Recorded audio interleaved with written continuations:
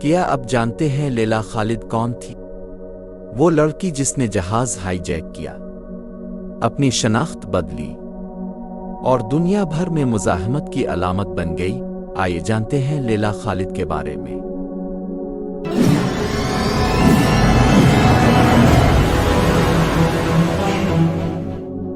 لیلا خالد 1944 میں فلسطین کے شہر حیفا میں پیدا ہوئی۔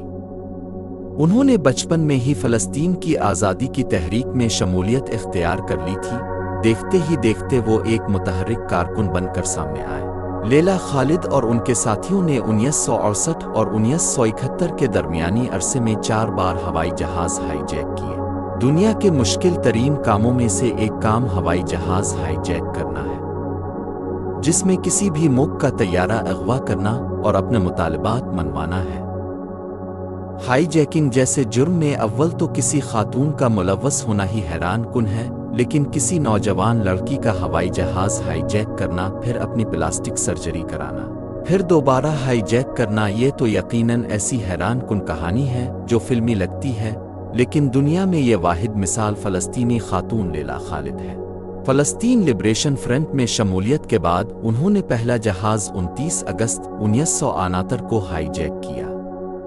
یہ بوئنگ 707 تھا۔ یہ جہاز اٹلی سے اسرائیل کے دارالحکومت تل ابیب جا رہا تھا۔ اطلاع یہ تھی کہ اسرائیل کے وزیر اعظم اسحاق رابن بھی اس فلائٹ کے مسافروں میں شامل ہیں۔ جہاز ایشیا کی فضائی حدود میں داخل ہوتے ہی ایک نقاب پوش خاتون نے پورے جہاز کا کنٹرول اپنے ہاتھ میں لے لیا۔ اس نے پائلٹ کو حکم دیا کہ فلسطینی شہر حیفا سے پرواز کرتے ہوئے جہاز کا رخ دمشق کی طرف موڑ دو۔ دمشق جانے سے پہلے میں اپنی جائے پیدائش معلوف حیفا کو دیکھنا چاہتی ہوں۔ خاتون اور اس کے ساتھی بموں سے لیس تھے، چنانچہ پائلٹ نے حکم کی تعمیل کی اور جہاز کو دمشق میں اتار لیا گیا۔ مسافروں کو یرغمال بنا کر فلسطین کی آزادی کا مطالبہ کیا گیا۔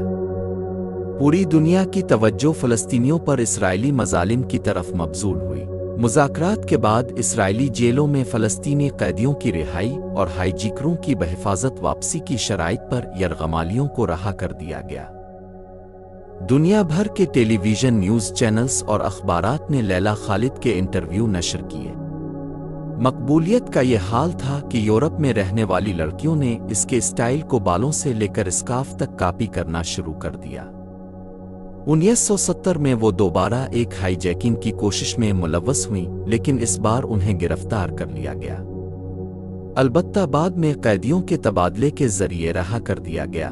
ان کی زندگی کا ایک خاص پہلو یہ ہے کہ وہ ایک عام نوجوان لڑکی سے مزاحمت کی ایک طاقتور علامت بن گئی۔ لیلا خالد آج بھی زندہ ہے، ایک نشان، ایک مزاحمت اور اس خواب کی علامت جو آج بھی فلسطین کے ہر دل میں دھڑکتا ہے۔ لیلا خالد کی کہانی ہمیں یاد دلاتی ہے کہ خواب چاہے جتنے بھی مشکل ہوں، ہمت کرنے والے انہیں حقیقت میں بدل سکتے ہیں۔